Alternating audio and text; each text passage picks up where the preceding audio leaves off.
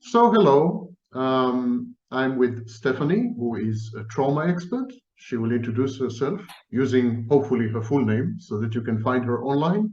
She has a prolific Instagram presence as well, very interesting account. And I will hand over to her. Stephanie will introduce herself, and then I'll introduce myself. Thank you so much, Sam, for introducing me and for having me here. It's such an honor to have this discussion with you. So my name, yes, is Stephanie Carina. You can find me on Instagram. I'm posting there. I'm a clinical psychologist, specialized in trauma and personality mainly. Yeah. So. And I understand that you're based in Netherlands, if Yes. I understood correctly. You're in the Netherlands. Yes. Okay. Yes. My favorite accent. Okay. I'm Sam Vaknin. Those of you who are watching this on my channel know me already and are tired of me, probably. I'm the author of Malignant Self-Love, Narcissism Revisited, and a professor of psychology in the universities which would have me, which is quite a few.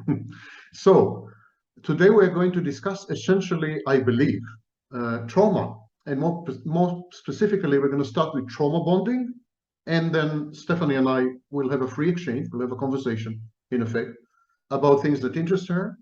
And maybe I'll have some new ideas. She will contribute, I will contribute, and we're going to have lots of fun. And you're invited to be witnesses to the whole thing. So we start with trauma bonding. And Stephanie is going to present six basic questions about trauma bonding. This is more in order to lay the groundwork so that we have a common language and an ability to communicate on this phenomenon from a common base point. And so we define the terminology and then a little of the dynamics of the whole process and so on and so forth. So again, like in tennis, over to Stephanie. Yes. And I'm excited about this topic because this is basically a hot topic also on social media. I think a lot of people are suffering from what is called narcissistic abuse. So I'm excited to get to this topic. Could you define for us what trauma bonding is? I'm going to use my favorite definition, the one I'm using usually in international conferences. And it's my favorite definition because it includes, I think, all the elements of trauma bonding. And it goes like that. Extreme. Trauma bonding involves extremes. Extremes of everything. Extremes of abuse, extremes of attachment, extremes of inability to extricate yourself from the bond, etc., etc. So it's extreme. Unidirectional attachment. The abused is attached to the abuser, but the abuser is not attached to the abused. Now, this is very important because this is what differentiates between trauma bonding and Stockholm syndrome. In Stockholm syndrome, we have mutual, bidirectional attachment. Both the abuser or the kidnapper or whatever and the abused are bonded with each other. In trauma bonding, it's one direction. Only the abused is attached to the abuser. And the definition continues. Fostered, created by traumatizing, unpredictable, intermittent reinforcement. Intermittent reinforcement is a fancy phrase, a clinical phrase, to describe hot and cold, loving, hating, but in an unpredictable way. The abuser wakes up in the morning and he is all flowers and caring and loving and so on. And then in the afternoon, he becomes a monster. And then the next morning, he's again love bombing and grooming and everything. And so it's impossible to predict the behavior of the abuser. And it creates what we call intermittent reinforcement. We'll discuss it a bit later. And finally, involving a power asymmetry. There must be a power asymmetry in trauma bonding. The abuser is holding all the cards.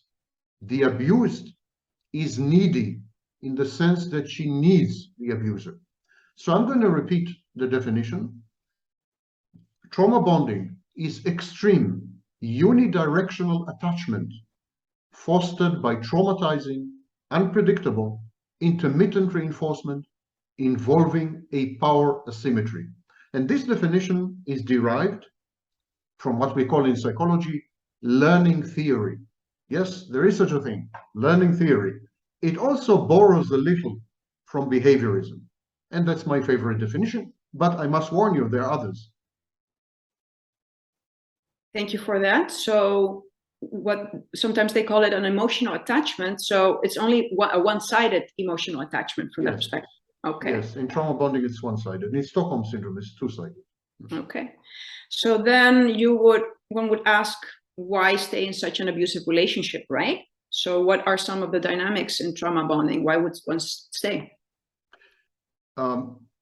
I would come to why would one stay a bit later, but I think the dynamics are important. There are several extremely unusual dynamics in trauma bonding, and the reason is the abused person is a highly specific profile, a highly specific autobiographical profile.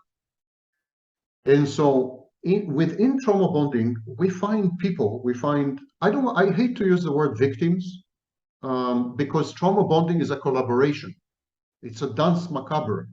There is a collusion between the abused and the abuser. The abused needs the abuser, and the abuser needs the abused. And they're working together on a joint project, which is called trauma bonding. So I hate to use, it's wrong to use the word victim, but I think abused, the abused person. The abused person has a series of confusions. For example, the abused person confuses intensity with truth. The bond in trauma bonding is very intense. So the abused says to herself, it is so intense, it must be real, because it's so strong, it's so extreme, it must be true, it must be real. There is another confusion between attention and love. The abused person tells herself, and I'm saying herself because the majority of the abused in trauma bonding are women, and that happens to be a fact.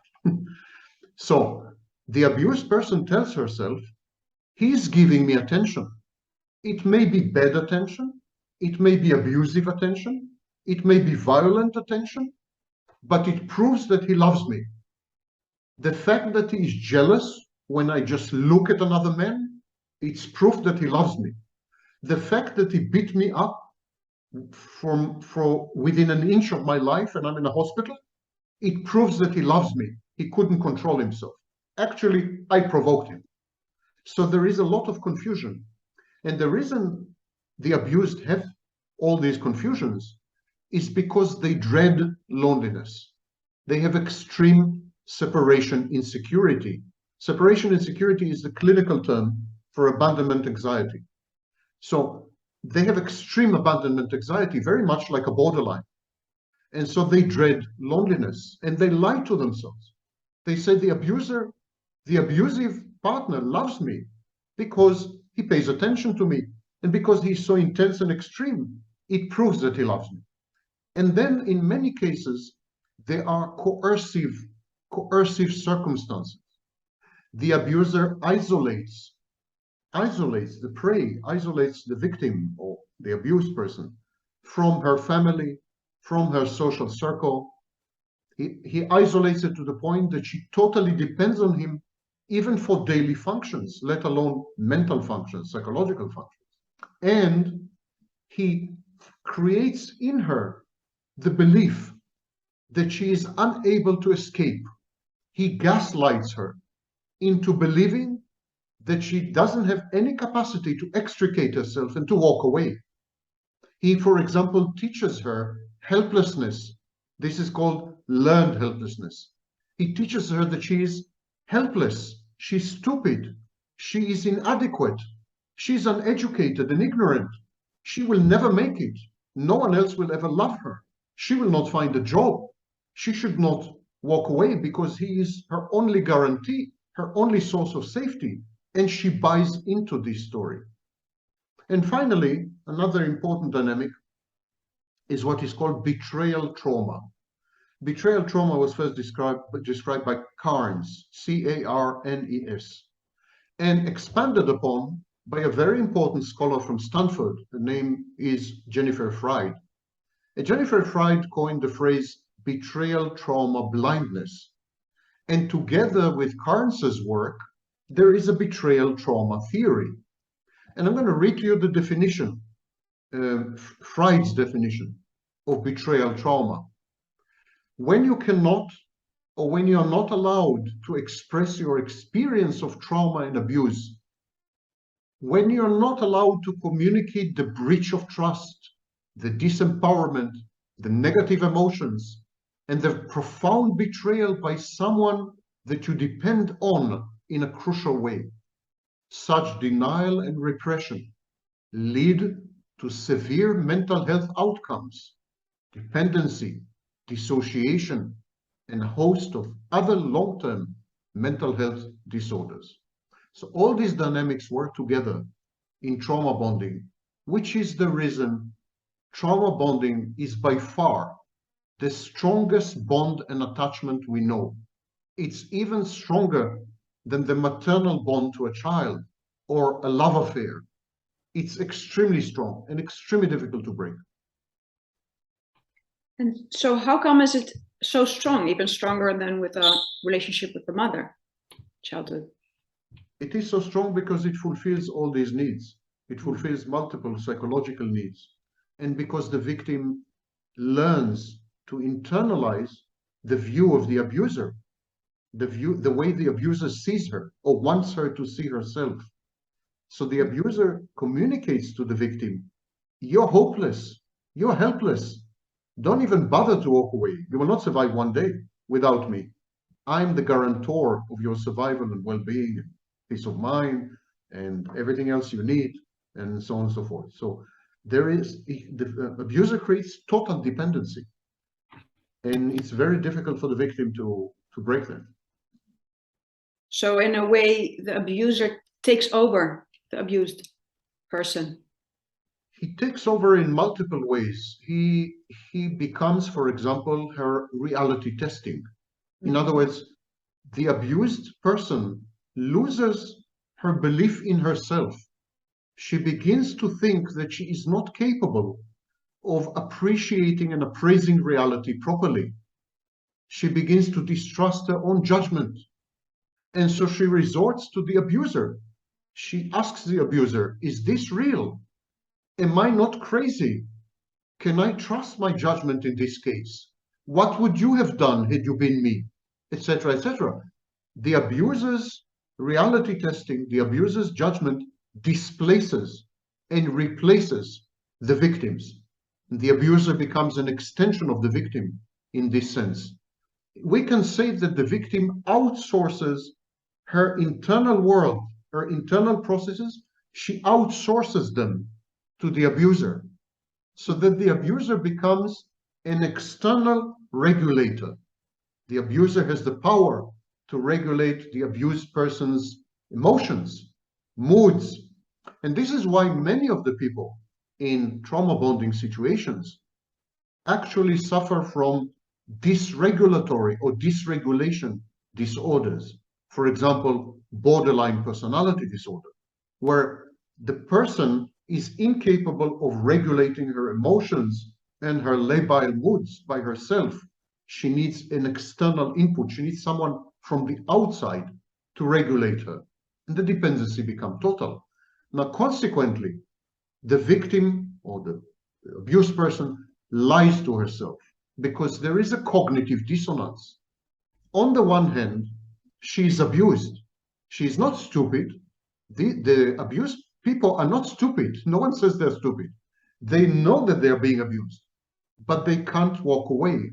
So this creates a dissonance. This creates a conflict. I'm in a bad situation, but I cannot help myself. So to resolve the cognitive dissonance, they lie to themselves. They rationalize what's happening. They're saying to themselves, whatever is happening to me is happening for a good reason. They justify the abuser. They say, I provoked him. I misbehaved. I had it coming. I deserve this. Or they minimize the abuse. They say, oh, it's not a big deal. So he broke my finger. It's not a big deal. 3 weeks and I'll be as right as new. So there's a minimization of the abuse. There's dissociation. Simply, the abused person simply forgets, simply deletes the experience. And the memory comes back only when she's abused the next time. This is called state-dependent memory. Then there is malignant optimism, false hope. The abused person lies to herself. She says, it's going to be okay. The abuse is not very frequent. The rest of the time, he loves me. If I only get to his inner child, if I only love him properly, he's going to change. This is malignant optimism. And finally, there are autoplastic defenses. Autoplastic defenses is when you tend to blame yourself, when you tend to feel responsible for everything that's happening, when you feel guilty and ashamed about the abuse. Someone else is abusing you, and you feel that you made it happen somehow. It's a form of magical thinking. So all these mechanisms of self-deception are at work all the time. And they don't allow the victim to simply look reality in the face and say, I'm out of here. I'm not going to tolerate this anymore, because she can't see reality. She's firewalled. The abuser firewalls her. It's isolation from the outside. He cuts her off any social contacts, family and friends, and it's isolation from the inside. He cuts her off from her contact with reality. And basically what you're describing is also gaslighting, I suppose, then. Yes, gaslighting is a technique used by abusers to induce trauma bonding. Exactly. So how does the victim in trauma bonding cope with this reality of abuse? It is, there are two ways to conceptualize trauma bonding, two new ways, let's say.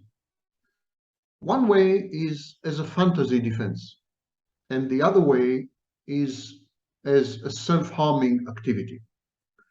Actually, these are the two major coping mechanisms of the abused person in a trauma-bonded relationship.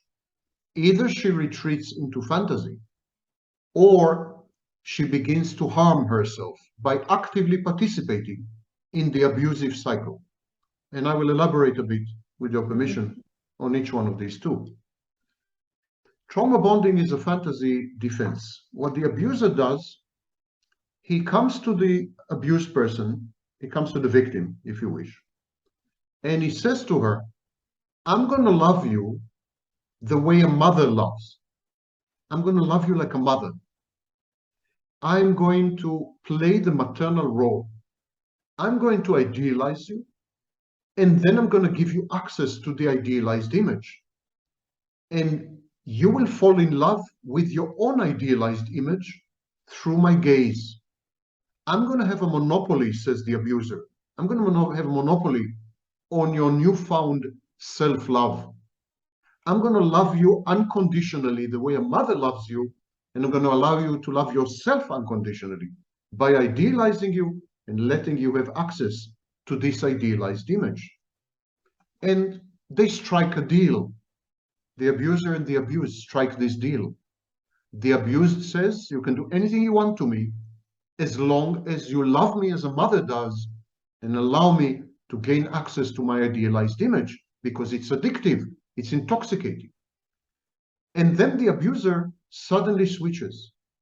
Instead of being a good enough mother, he becomes what is called in psychoanalytic literature a dead mother. He becomes a bad mother.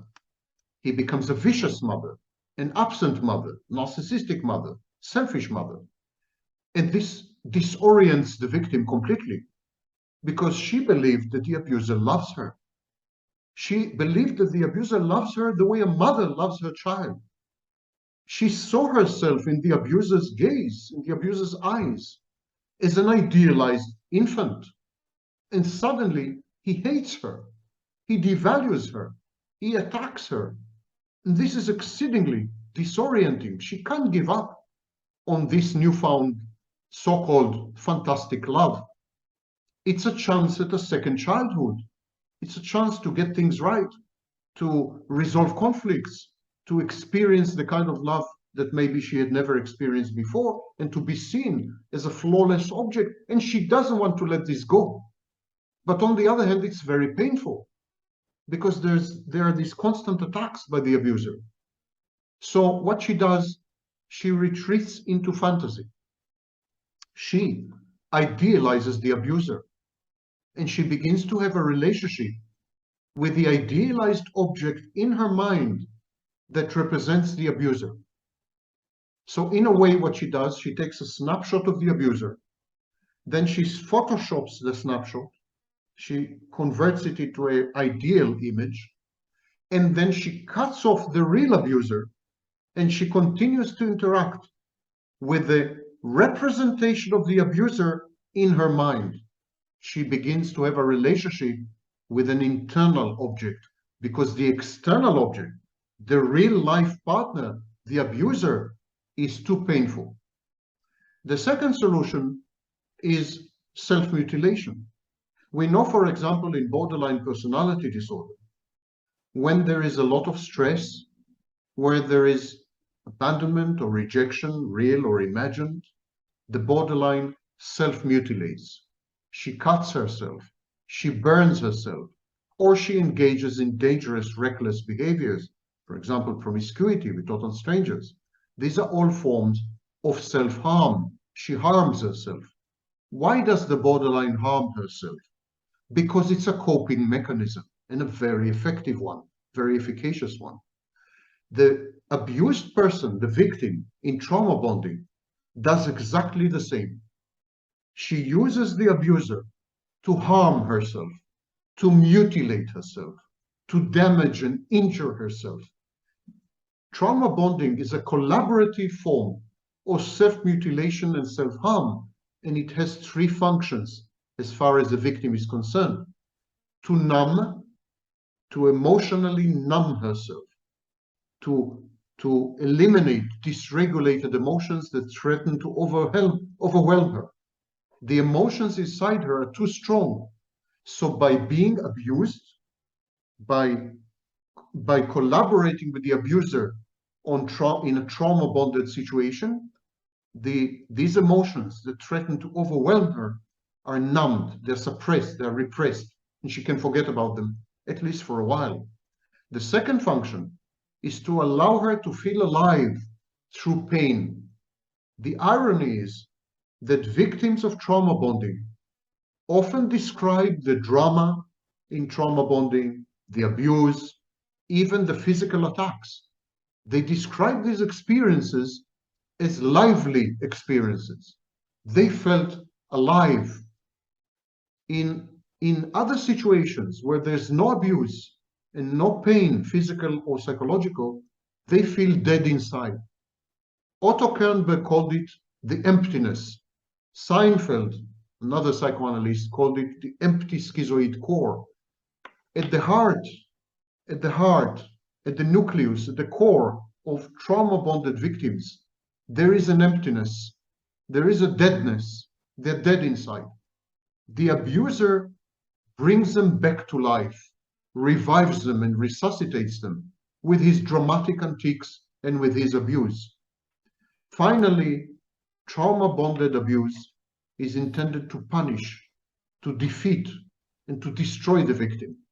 It is a form of self-destructiveness. You could ask, why do the victims not walk away? One of the main reasons they don't walk away is that they hate themselves. They loathe themselves. They have a very low negative view of themselves. They have extremely low self-esteem and self-confidence and self-worth. It's not fluctuating, it's simply low. Then they want to die. They want to destroy themselves. It's nihilism. And the abuser comes handy because he offers them self-destruction and self-defeat on a silver platter. So what you're describing is that basically this relationship gives them a kind of relief. Yes. The relationship reduces anxiety. What many people and even scholars don't understand is that trauma bonding is anxiolytic. It reduces anxiety. The baseline of trauma victims, all trauma victims, not only bonded trauma, the baseline of trauma victims in post-traumatic conditions is extreme dysregulated anxiety. And they would do anything to reduce the anxiety. They drink, they do drugs, And some of them self-harm and self-mutilate to reduce anxiety.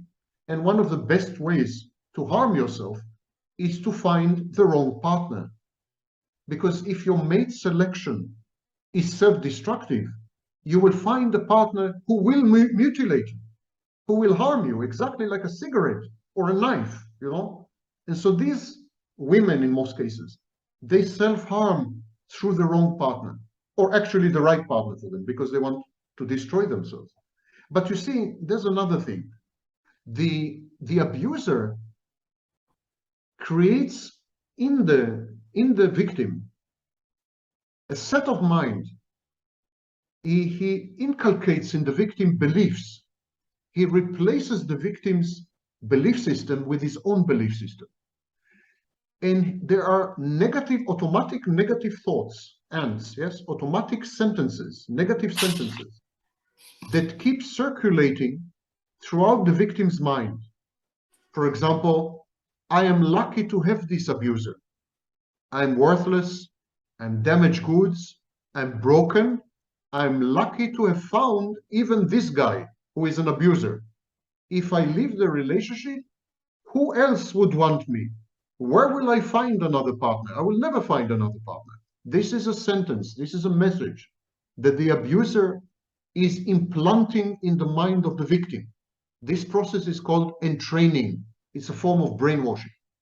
Another sentence, the best of all worlds. The victim tells herself, life is harsh, and it doesn't get much better than this.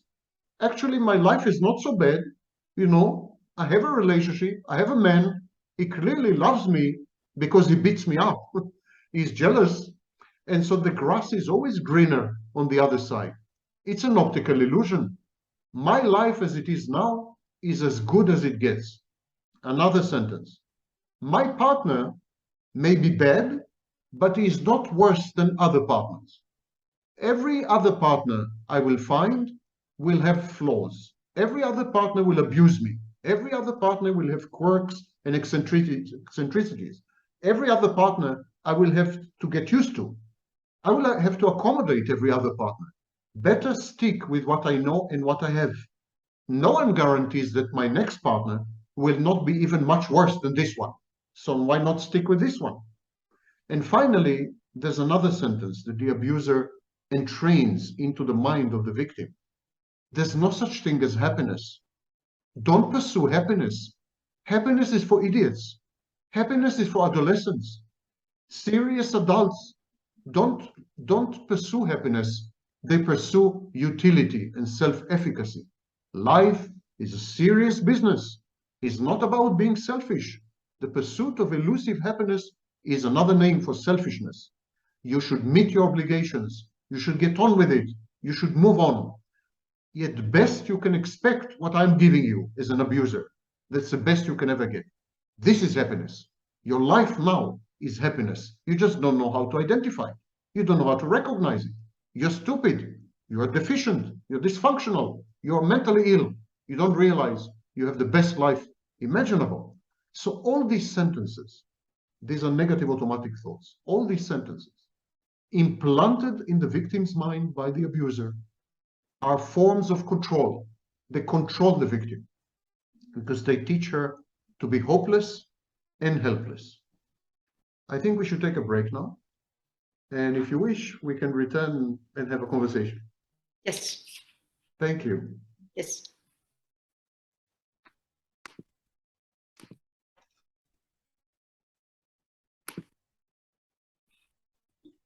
Yes, I'm recording. My backup is recording. I'm recording the backup. Everything is okay. Yeah. So I'm trauma bonded to my glass of wine. And just to open the conversation, you can be trauma bonded to a substance.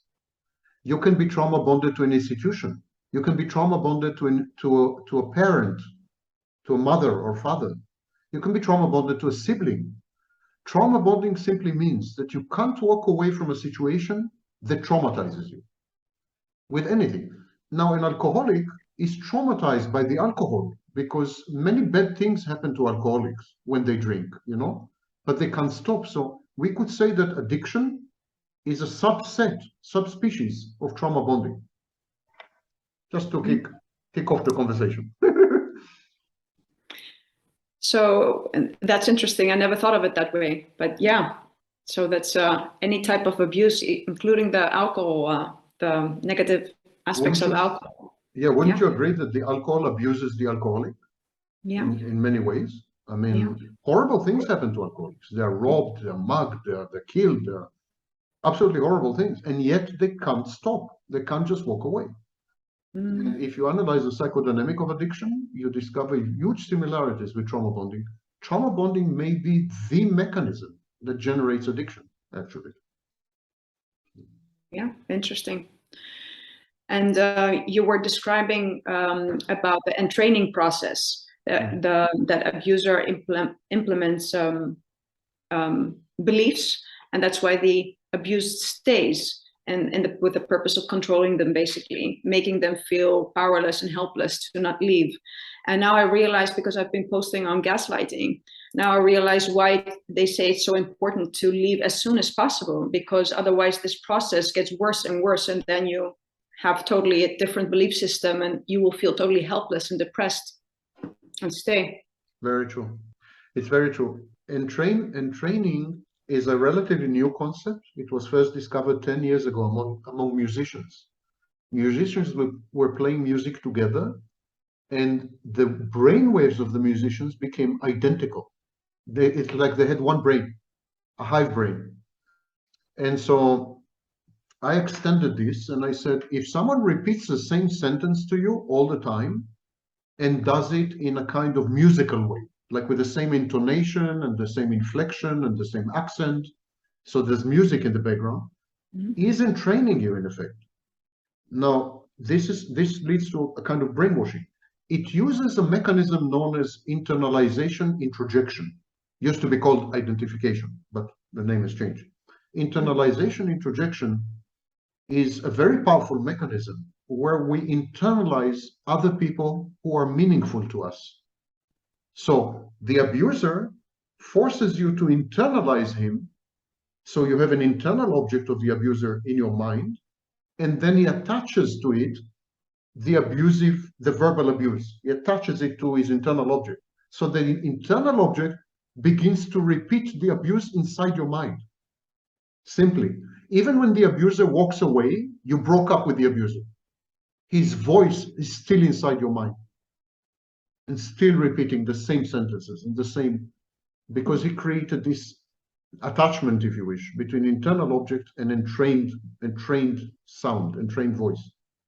It's very powerful, extremely powerful, almost impossible to reverse. That's why you really must run away as soon as you can. And that also makes me wonder, but perhaps we'll get there with the next question, is why does the abuser why does the abuser do this? Why is the abuser going to these lengths to do this? So in your work, you compare trauma bonding to a fantasy. Could you elaborate? Most abusers, not all abusers, let it be clear, but most abusers suffer from mental health problems. They could be mild mental health, but they could be very serious mental health problems. For example, narcissism, which is an extremely serious mental health disorder.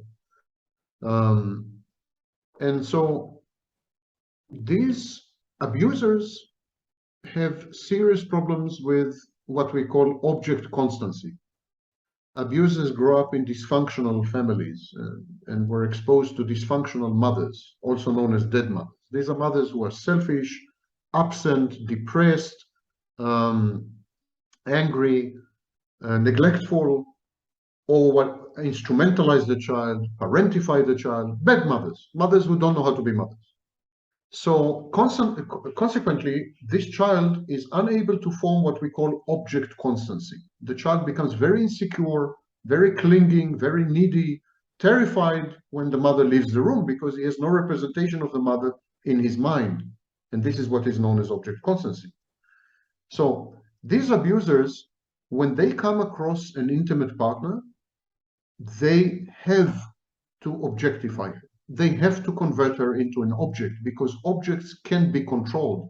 and objects never abandon, and objects never cause pain, and objects never frustrate, and objects are utterly controllable. So they need to objectify you immediately. And the only way to objectify you is to take away your agency, your autonomy, your independence, and your ability to act, and your trust in yourself, and in your reality testing, and in other people. They need to convert you to an ancient Egyptian mummy. There's a famous movie, Psycho, by Hitchcock, where there's a guy who owns a motel. His name is Bates, and he has a mother. His mother died. So what he does, he mummifies her. And every morning he puts her facing the window, on a chair facing the window, and every evening he comes back, goes up to the room and puts her to sleep. But she's dead, of course. That's the ideal partner of an abuser. This kind of mummy, mummified mummy, that's the ideal partner of an abuser. Abusers, consequently, create fantasies. All abusers, by the way, even abusers who are not narcissists, they all create fantasies. And they invite you into the fantasy. And once you are in the fantasy, you become a fictitious character. Because a fantasy is a movie. A fantasy is a story. It's a narrative. It's not real. And the minute you entered, you become two-dimensional, a fictitious character. And then, of course, the author, the writer of the fantasy, has the right to tell you how to behave in his story. It's his story. It's his movie. He's like a director. So he has the right to tell you how to behave. And only he has the key which can release you from the fantasy. But he will never do this. He will never release you from the fantasy. On the very contrary, he will quash you and squash you and make you more and more two-dimensional until you become a symbol, what we call an internal object. You become an introject.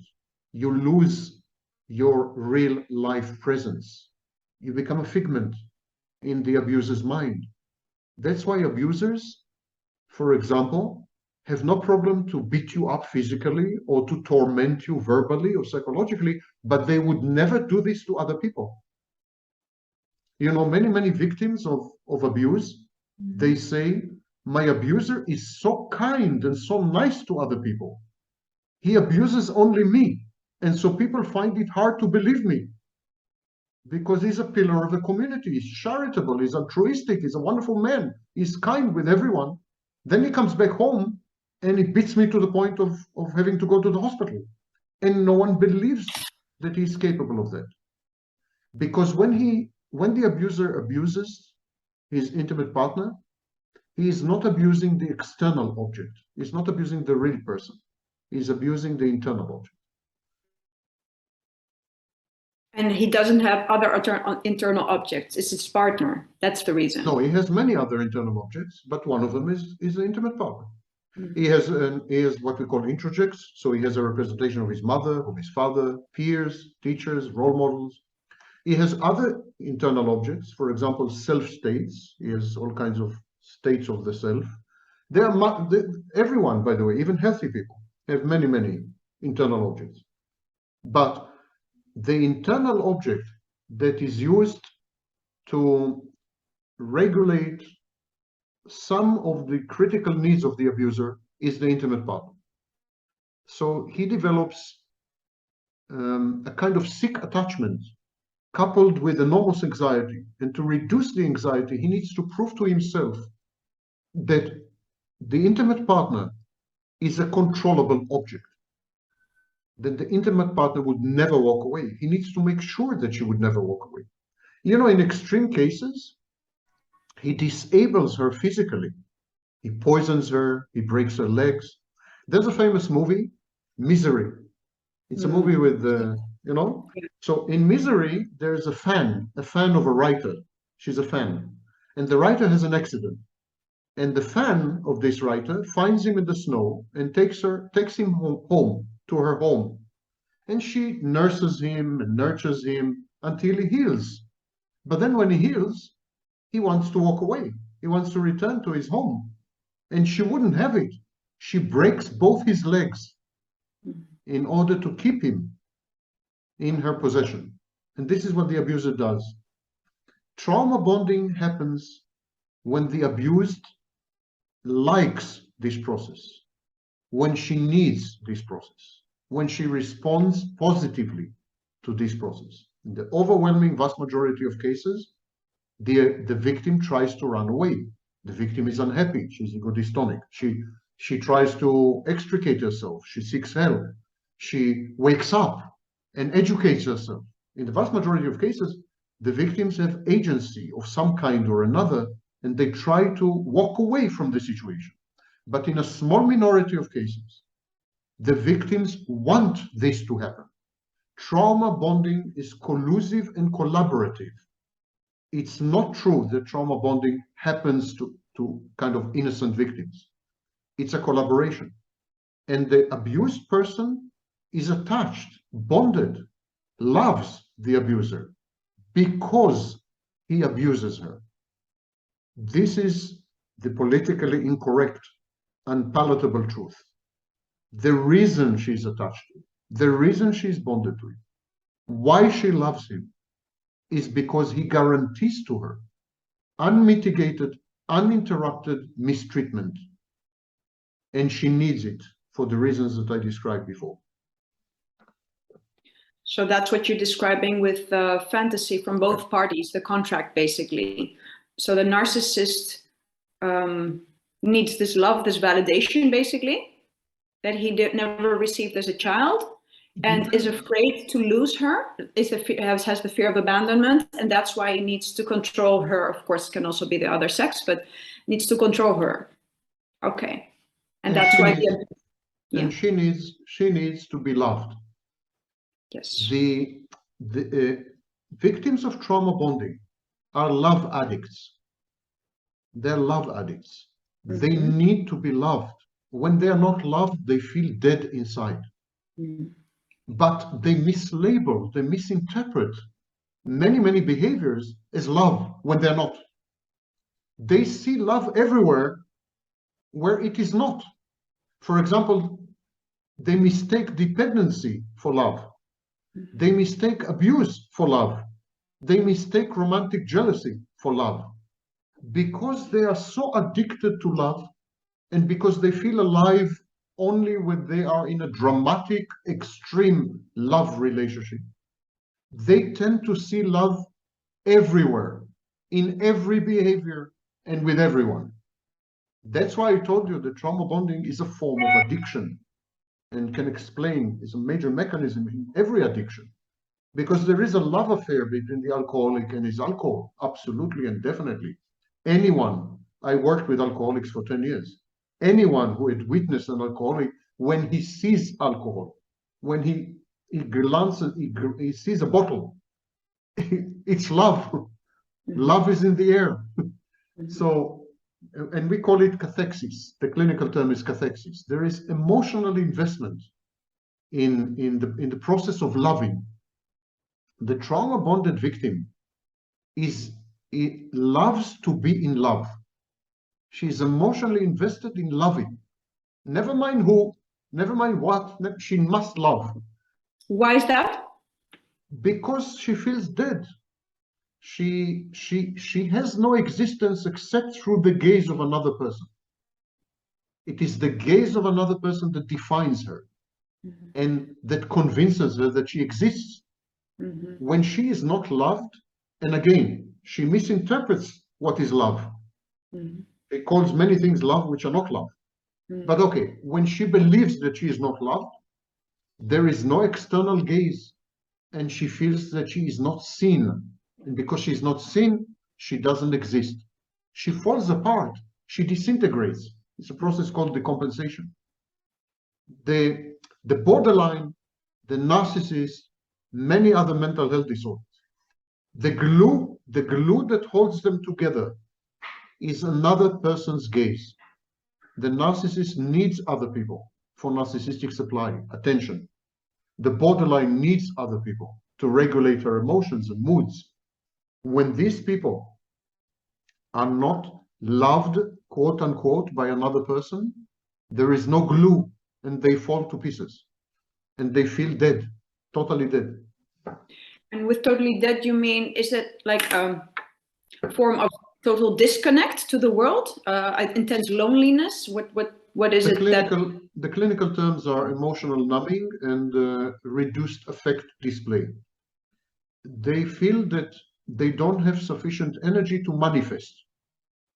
It's like they feel that they're in such a low level of energy that they can't prove to other people that they exist. Because we communicate to other people all the time that we exist. It takes energy. You know, we are talking right now. Yeah. You are communicating to me that you exist, and I'm communicating to you that I exist, and we are both using energy to do this. The love addict, when she is not loved or believes that she is not loved, her level of energy is so low that she cannot communicate even her existence to other people, even to herself. She cannot convince herself that she exists. So she wants to die. She wants to die, hence self-harming, self-mutilation, because it's the only way to feel alive again. It's like, if I don't have love, I can have pain. Pain is like love, because love makes me feel alive and pain makes me feel alive. So love is pain and pain is love. That is the foundation of trauma bonding. The misidentification of love with pain and pain with love. So they need fuel, basically, right? To feel this energy. Yeah. And you often hear the term narcissistic supply,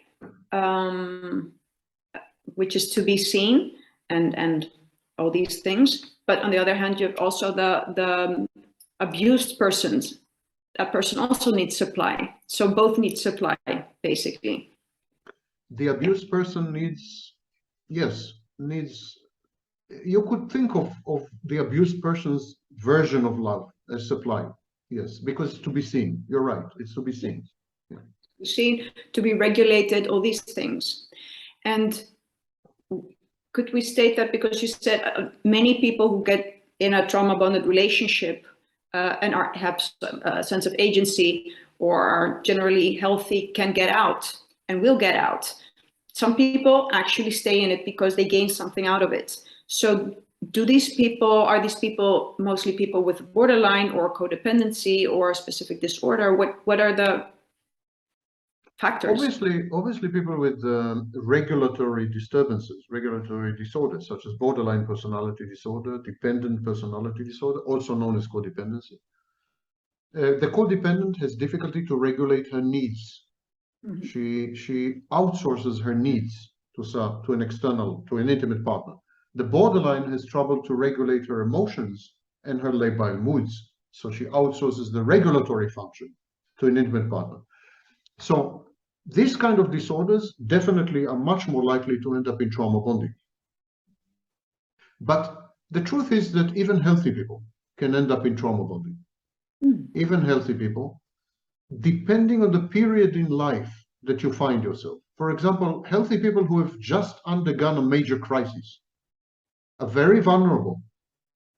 And clinically, they have a borderline personality structure for a while. Because immediately after trauma, in post-traumatic state, or immediately after crisis, there are severe problems in regulation. There are dysregulated emotions and so on. So clinically, if you wish, we are in a borderline state. So if you find a healthy person and she's just went through a horrible crisis, I don't know, she lost her child, for example, she's vulnerable. Now, every predator knows this. Every pickup artist know this. They know to go to a bar, find women who drink alone, and they know, find a woman who is crying, and they know that she's vulnerable. And they home in on the vulnerability, and they leverage it, and they abuse it. So vulnerable people, whether they're vulnerable lifelong, like borderlines, or whether they're vulnerable in a specific period of time, they can end up trauma bonded. Okay. It's very interesting. And then I'm wondering if someone has the tendency to choose these types of relationships. by the way, is the abuser always a narcissist? As I said, some abusers have personality disorders, some abusers have other mental health issues, for example, bipolar disorder. But I would say that majority of abusers, the abuse in majority of abusers is not connected to mental health issues. It's a way of functioning in relationships that has to do with communication skills, attachment style, fear of abandonment, early childhood trauma or problems with object constancy, predilections. For example, if you're schizoid, you don't like people, and you end up with an intimate partner. Intimate partner is a person, you don't like people, so you're going to take it out on her. So abuse is a behavior. It's not a mental health diagnosis. And it's not necessarily connected to mental health issues. All narcissists, and all borderlines are abusers. All psychopaths, of course, are abusers. So all people with cluster B personality disorders are typically abusers, but not all abusers have cluster B personality disorders. And then trauma bonding, the way you have described it, is in a way is a codependency, right? Because they are dependent upon each other. It's a dependency. It's not codependency in the sense that the abuser is not attached to the abused. The abuser can replace the abused any minute through the process of idealization, devaluation. So he idealizes her in order to captivate her, and then he can just devalue her. And so to the abuser, who is abusing is not very important. The act of abuse is important. The act of abuse gives the abuser comfort, because when he abuses, he feels that he's in control. He feels he will not be abandoned. He feels his anxiety is going down. It is the act of abuse, not the target of the abuse, that is important. Today I abuse you, tomorrow I abuse someone else. It doesn't matter. I just need to abuse. It's like making money, you know? You can make money from one business, and then the next day you can make money from another business. It's not the business that matters. It's the process of making money. It's the same with abuse. So it's codependency is a very misleading term, which is why, by the way, we never use it in clinical settings or academia. I'm a professor. I never use this phrase because it implies reciprocity, co-dependency, like both parties are dependent, which is very misleading, because in majority of dependency situations, only one party is dependent. In trauma bonding, only the abused party loves the abuser. The abuser has no emotions, no attachment, nothing towards the abused. He just uses her. He uses her as a punching bag. You know, he punches her, that's all. He needs to abuse. Now, if I'm an abuser, I need to abuse. You happen to be there. Bad for you. Your problem. You happen to be there. If you move away and another woman enters the frame, I will abuse her. No problem. I just need to abuse. Example, yes? I don't need to abuse you, but I'm saying as an example. But then I understand also this might be hard for people who are abused to hear, because they often have this hope that their partner loves them, their abuser loves them.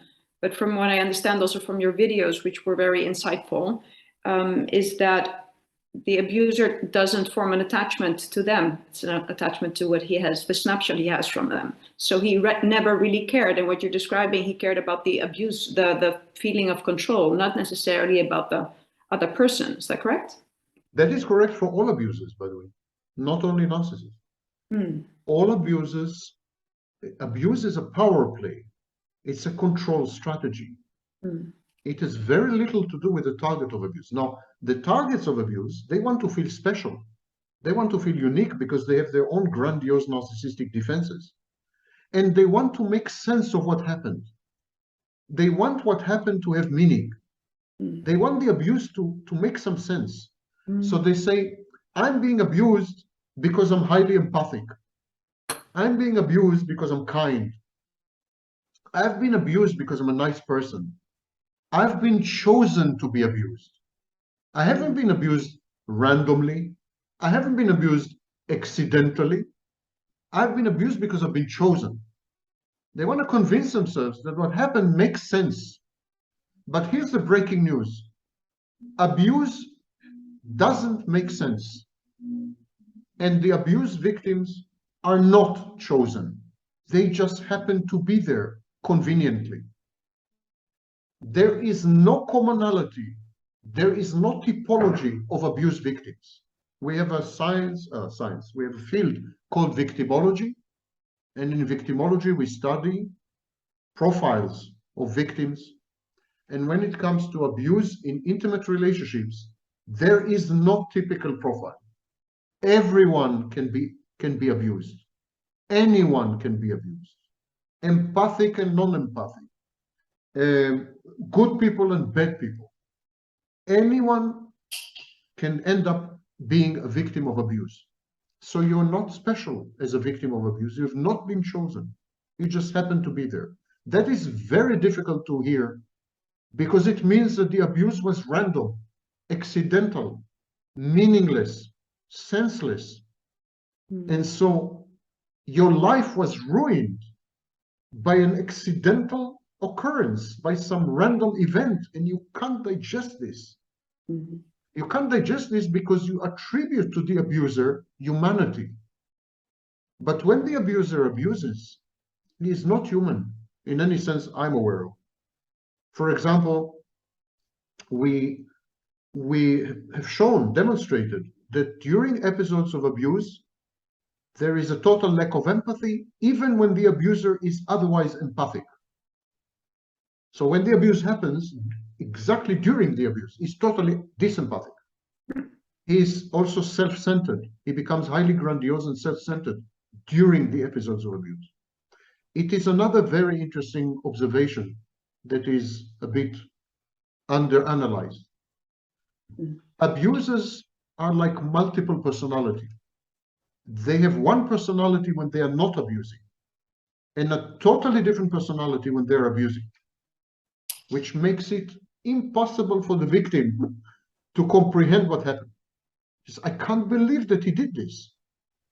Otherwise, when he's not abusive, he's a wonderful man. He's loving, he's caring, he's supportive, he gave me everything.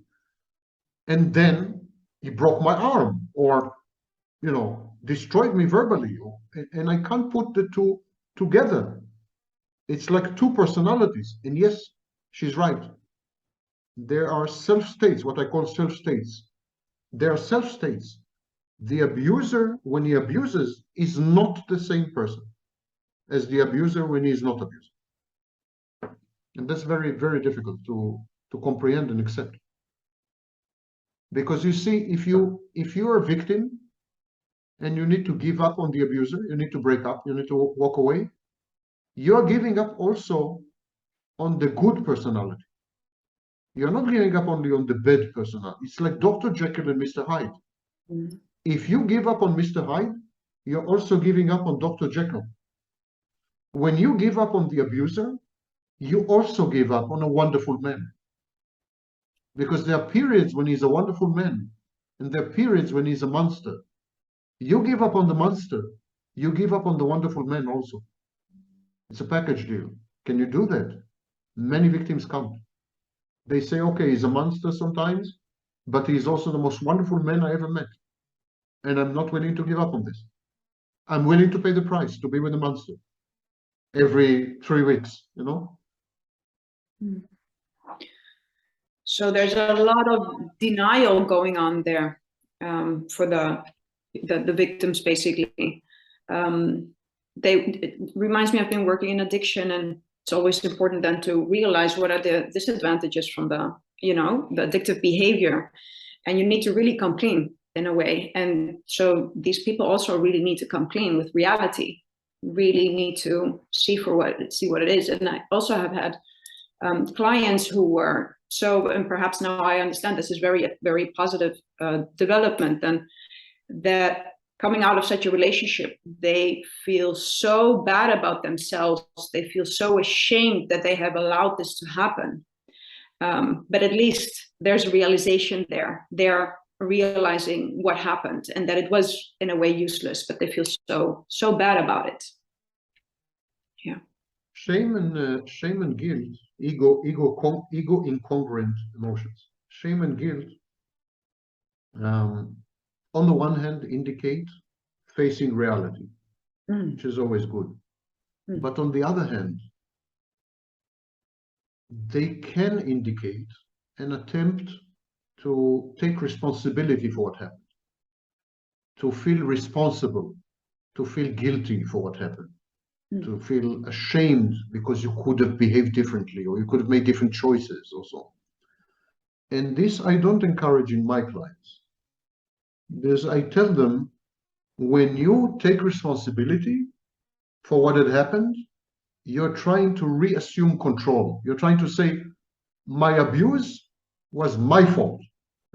I controlled it. I could have prevented it. I'm ashamed and guilty and responsible because I did not prevent it. But the truth is you couldn't. On the one hand, you must accept reality. You must face reality. But on the other hand, you must realize that there was sometimes very little that you could have done. And in most cases, you're not responsible and you're not guilty and you're not to be ashamed. And most people would have behaved identically to you. So I don't encourage shame and guilt because these are disguised attempts to assume control of a situation which was actually out of control. It's another way of avoiding reality. In effect, it's saying, yes, I have been abused. I accept reality. I've been abused, but it was my fault. I controlled it, which is another way of avoiding reality, because in reality, the victim has no control or very little control. The only thing the victim can do profitably is walk away. If absent this, if the victim stays in the relationship, there's extremely little the victim can do. So that's where there's a thin line between shame, guilt, responsibility, accountability, saying, yeah, I contributed to this situation by, for example, making bad choices. Okay, but up to a point. Beyond that point, it's falsifying reality. It's saying, I provoked him. I was in control, or I chose the wrong partner. I could have not chosen this partner. Or it's all I. You know, it's like I was the god in the situation, which is wrong. So a reason that people tend to do that, to take that control back, is because they struggle so much to really accept what happened and grieve the loss of the illusion, of the hope, everything. It's multiple grief. First of all, they grieve their own helplessness. There's a lot of shame in helplessness. Even if it is justified and objective and could not have been avoided, there's still a lot of shame. They grieve the fantasy that is lost. They grieve themselves because they have been changed irreversibly and, you know, they've been damaged. They grieve this. They grieve what could have been, the dream. They grieve the abuser. There's a lot of grief about the abuser. They still see the good sides of the abuser, the child in the abuser. They still love the abuser or believe that they love the abuser. And so there's a lot of grieving over the abuser and the abuser's wasted potential. Not only the abuser is a lost intimate partner, but what the abuser could have been had he not been an abuser. There is grief about lost time and opportunities, lost social connections, lost family, losses. So the grief, this is the most profound form of grief. When you exit a trauma-bonded relationship, it's by far the most profound form of grief. If you lose a child, you grieve the child, you grieve the child's lost potential, you grieve your love for the child, etc., etc. But this is limited grief. When you lose the fantasy that was the trauma bonding, you lose your entire universe, past, present, and future. Because in your mind, the trauma bonded relationship was a fantasy about to happen in a process of becoming, and it will never ever happen. It's also a huge loss. And you lose yourself. You're no longer you. Sometimes you don't recognize yourself. So you lost yourself as well. And you lost the person you loved. Your abuser. So there's a cognitive dissonance here. How can I mourn or grieve someone who had abused me? Is something wrong with me? Is something wrong with my appraisal of the situation? Because now I don't trust myself. I don't trust my judgment. I don't trust my reality testing. Maybe I was wrong. Maybe he was not an abuser. Maybe he didn't abuse me. Maybe I'm crazy. Maybe I provoked him. Maybe. So there's a lot of maybes, you know. It's extremely disorienting, extremely. And profound. And it's called, by the way, in the DSM, the text revision that was published a few weeks ago, they put finally the prolonged grief syndrome. Finally, it's there officially. And I think victims of trauma bonding, they undergo prolonged grief syndrome, not regular grief, prolonged grief. I think we have to break up. Okay. So yeah.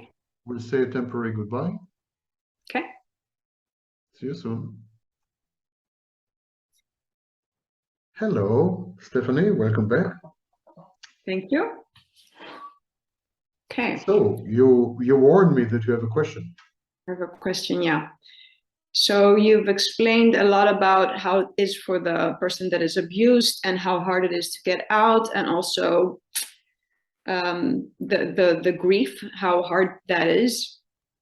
Yeah, a lot of things happening for such a person, and you're saying something very important, that people should not blame themselves. They got into it, and the only thing they can do is get out of it. But if they don't have any influence on it, that can also be a little bit of a hopeless position, because that means that they can get into such an abusive relationship next time again, right? So my question is, are people missing red flags? Can they do anything to prevent it next time? Loneliness is the key. Loneliness is the key. I think majority of abuse victims found themselves in abusive relationships because they implicitly, unconsciously, if you wish, thought that anything is better than being lonely. In other words, they ignored red flags and red warnings. They compromised. They lowered their standards or eliminated their standards. They ignored incidents of abuse early on. All this, I think, the core issue is a terror of being alone, terror of loneliness. Because when these people, the abuse victims, are alone, they feel dead. They equate loneliness with a form of death. It's like being dead. Terror of loneliness is a very bad advisor. And I know that there are many therapies for abuse victims. You know, this and that, and how to reframe, and how to understand your contribution, and how to avoid, how to behave in abusive relationship, and how to leave abusive relationship. And it's all very fine and needed, definitely. But I think we need prophylactics. We need to prevent abuse, or we need to prevent abusive relationships. And the only way to do this is to teach people to be perfectly okay with being alone. About 40% of the adult population nowadays is alone for life. 31% are lifelong singles, and another 7%, more or less, exit relationships and become lifelong singles. About 38% of adult population. It's a gigantic number. More and more people will tell you that it's impossible to find intimate partners. As the more dating apps we have, the less proper dating we have. It's a disaster zone. Finding a partner today is a disaster for a variety of reasons, which I will not go into. We are, as a society, we're denying this problem. And instead of saying, listen, this is the situation, half the population is going to be alone for life. Now let's teach people loneliness skills. Let's teach people how to cope with being alone, how to be happy alone, how to engage themselves, how to entertain themselves, how to find meaning in life being alone, to find meaning outside relationships, how not to rely on other people for regulation, how not to rely on other people for sustenance and support, how to accept that the modern way of life is atomized, lonely, and that's it. End of story. We deny this. Perhaps you can make it community-based, but at least it's not so fixed on a partner. This is a very interesting perspective, because there's so much emphasis on relationships and dating apps, and this is very new. I've never heard this perspective, that this is reality, and we are basically denying such a big aspect of it. We are denying many things. For example, take climate change. We're denying climate change. We're saying, we're not denying climate change. We're saying there is a problem with climate change, but we can prevent it. We can reduce emissions, and by reducing emissions, we will prevent the catastrophe. It's too late. We cannot prevent the catastrophe. Why not accept it?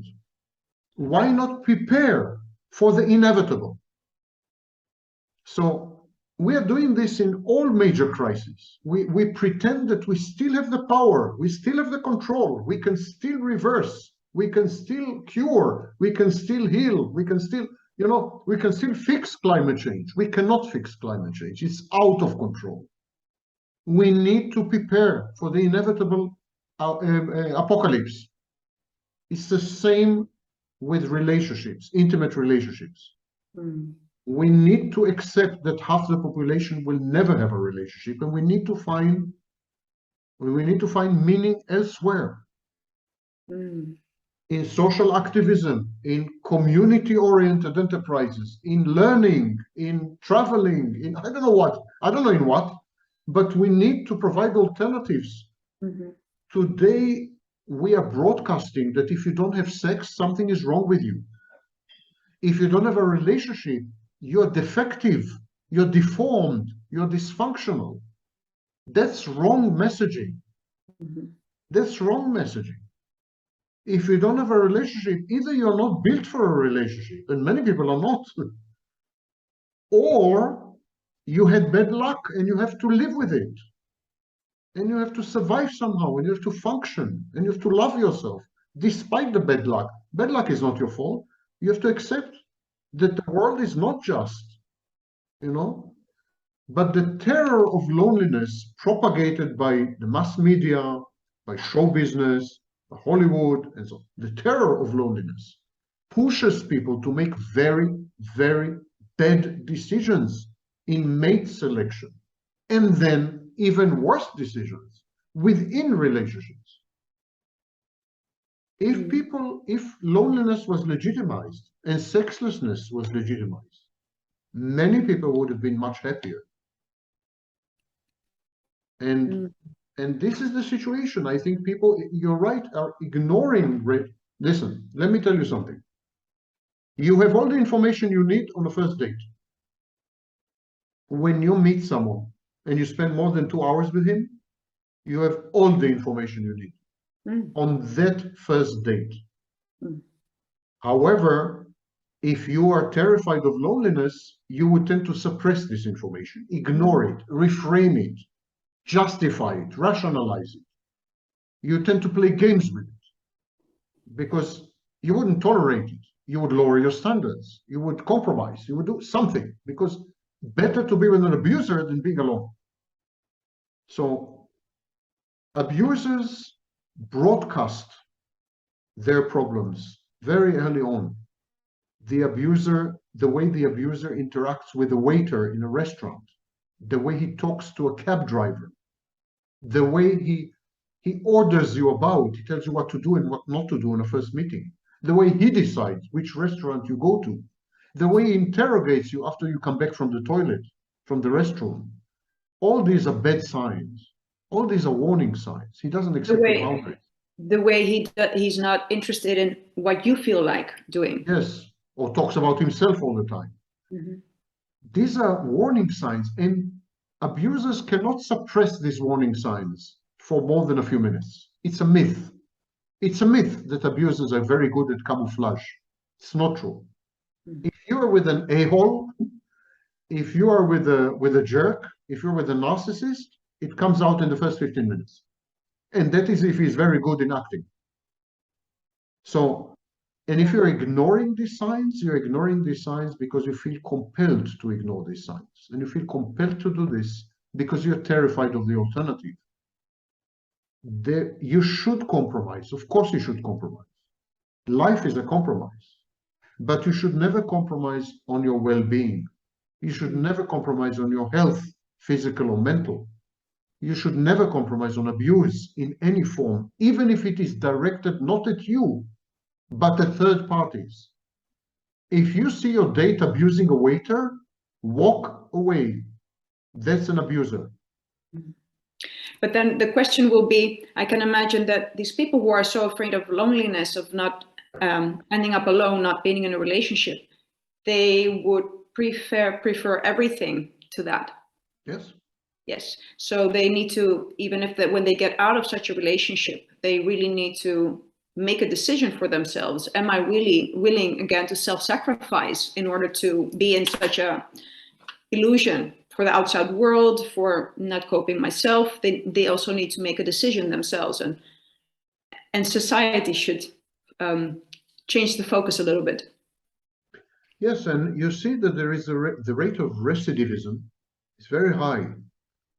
People who have been in one abusive relationship are likely to be in many abusive relationships. They go from one abusive relationship to another. By the way, the same goes for romantic cheating, for cheating. People who cheat once are 3 times more likely to cheat again. We create habits and neural pathways. We habituate. So if your comfort zone is abuse, you're likely to seek abusers. The minute you enter an abusive relationship, you begin to lie to yourself. You begin to deceive yourself. You begin to somehow accommodate yourself to the abuse. You normalize the abuse. You legitimize the abuse. And then all future abuse by future abusers would look normal and legitimate. Especially if that's what you've witnessed as a child. But I'm wondering, so why would someone meets a wonderful person, you know, real love as in respectful, honest, accepting you for the way you are, how you are, and then you have an abuser type? Why would someone choose the abuser then over the healthy partner? Because no abuser presents a facade of only abuse. That's the intermittent reinforcement. That's what I said, the double personality. There is a wonderful man element coupled with a horrible monster element. But why choose someone with a combination when you can also choose one that has the love without the abuse? Because the presentation is extreme. The abuser presents an extremely wonderful man. The love bombing and everything. Yes, it's extremely wonderful. And the alternatives are average. The abuser is extreme, he's dramatic. That's why we call personality disorders cluster B. We call them dramatic, erratic, because they're dramatic. So you come across an abuser. Yes, he will abuse you horribly. It's also extreme. But when he's wonderful, there will be no one else like him.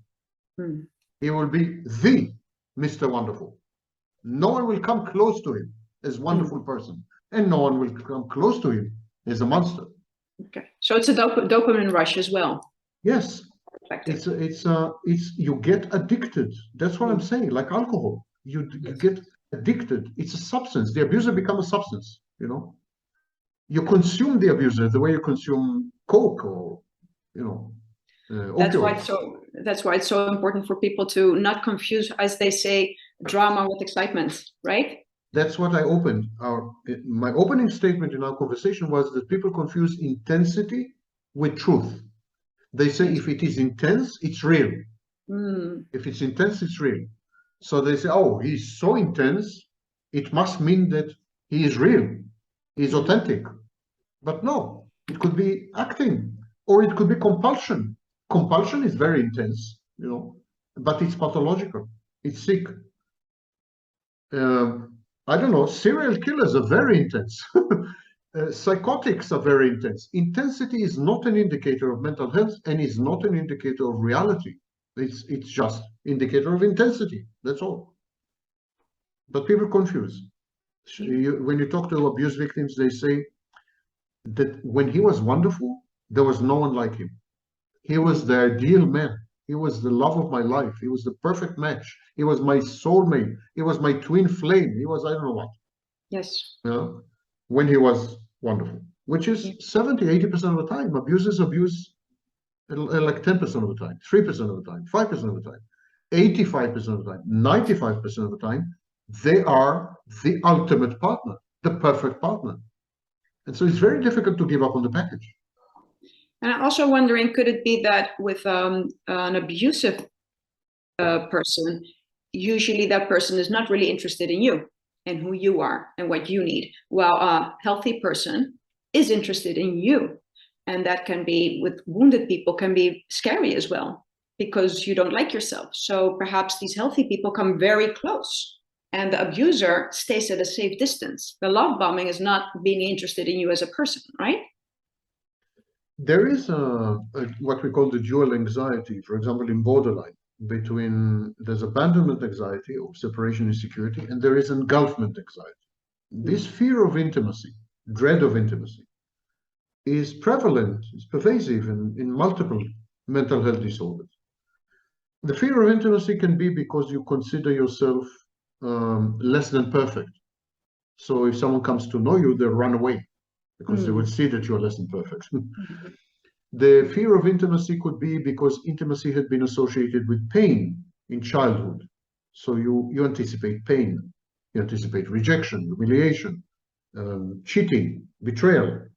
So fear of intimacy could be because it doesn't fit a specific narrative. For example, if you consider yourself to be superior, controlling, intimacy compromises you because it exposes vulnerabilities.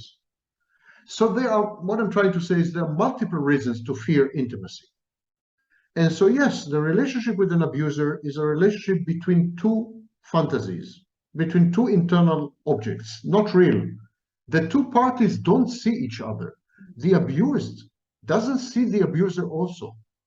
So there's a safe distance. Yes, it's self-love. That's why I said at the beginning, this is a process of self-loving, not other loving. It's not object relations. It's not loving the other.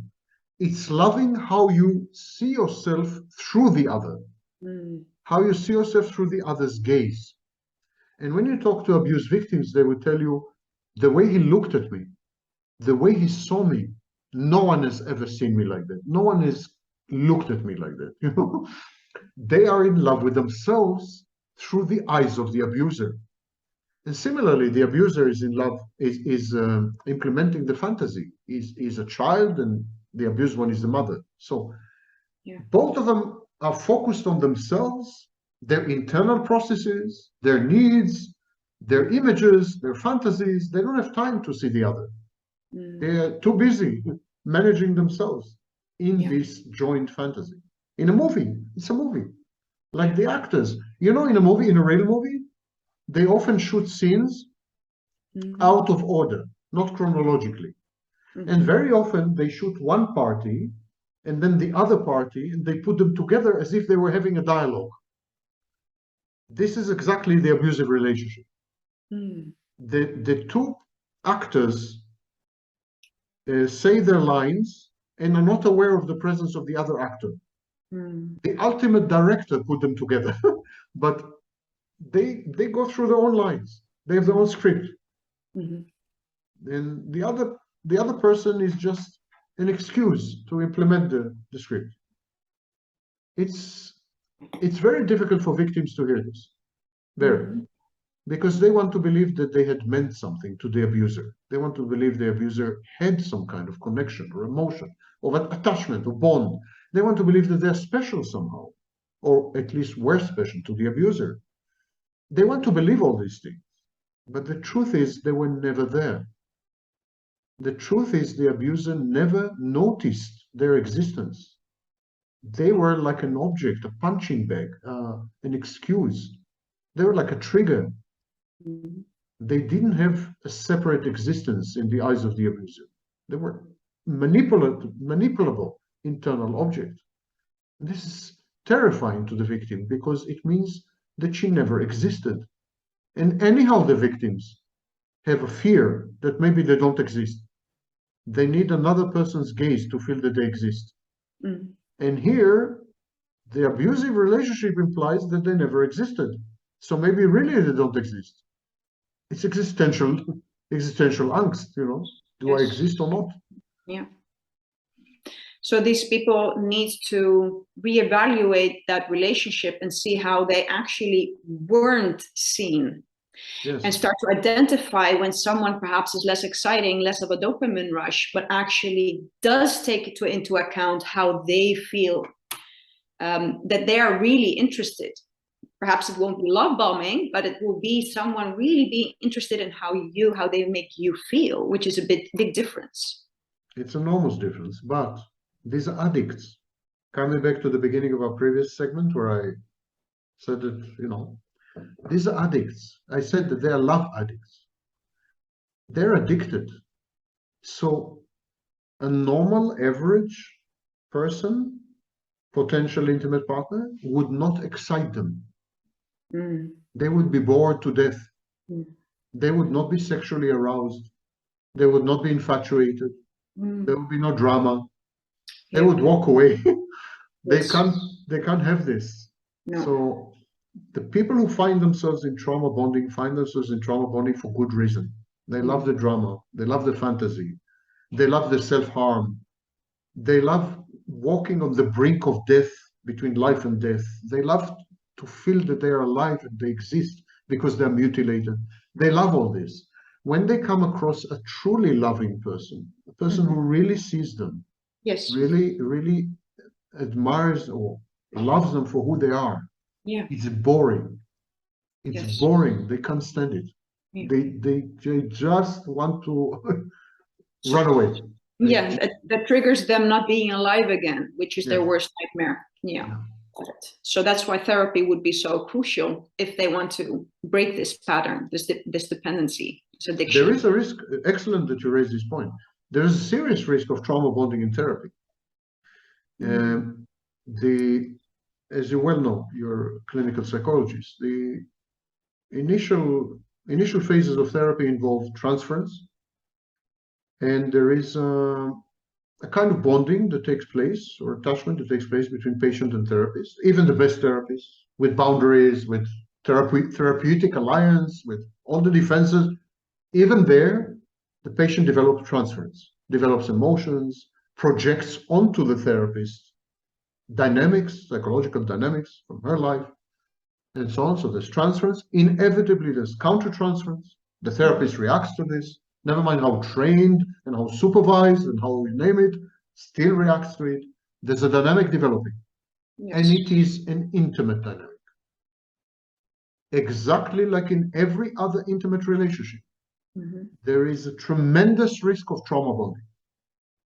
If the therapist is unboundaried, untrained, and so on, if the patient is very forceful and invasive and intrusive and aggressive, there is a serious risk that the therapeutic relationship will deteriorate into a simulation of trauma bonding in an intimate relationship.